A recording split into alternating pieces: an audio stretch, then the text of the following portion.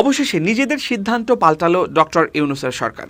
ভারতের অনুরোধে ইলিশ পাঠাবার সিদ্ধান্ত নিল ঢাকা। আসন্ন দুর্গাপূজা উপলক্ষে ভারতে ৩,০০০ টন ইলিশ মাছ রপ্তানির সিদ্ধান্ত নিয়েছে সরকার। বাণিজ্য মন্ত্রণালয় থেকেও বিষয়টি নিয়ে একটি নির্দেশনা জারি করা হয়েছে। শনিবার বাণিজ্য মন্ত্রণালয়ের রপ্তানি ২ শাখা থেকে এক বিজ্ঞপ্তিতে এ তথ্য নিশ্চিত করা হয়েছে। এতে বলা হয়েছে, আসন্ন দুর্গাপূজা উপলক্ষে ভারতে ৩,০০০ টন ইলিশ মাছ রপ্তানির অনুমোদন দিয়েছে বাণিজ্য মন্ত্রণালয়। এতে আরও বলা হয়েছে, রপ্তানিকারকদের আবেদনের বিপরীতে নির্ধারিত শর্তাবলী পূরণ সাপেক্ষে ৩,০০০ মেট্রিক টন ইলিশ রপ্তানির অনুমোদন দেয়া হলো।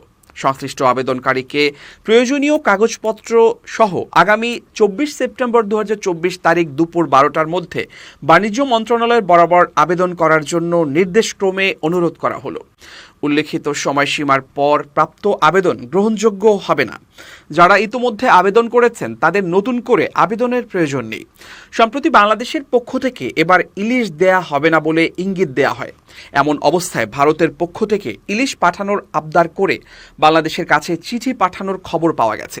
এক খবরে হিন্দুস্তান টাইমস বলছে, গত ৫ বছর ধরে ইলিশ আমদানি হয়েছে বাংলাদেশ থেকে।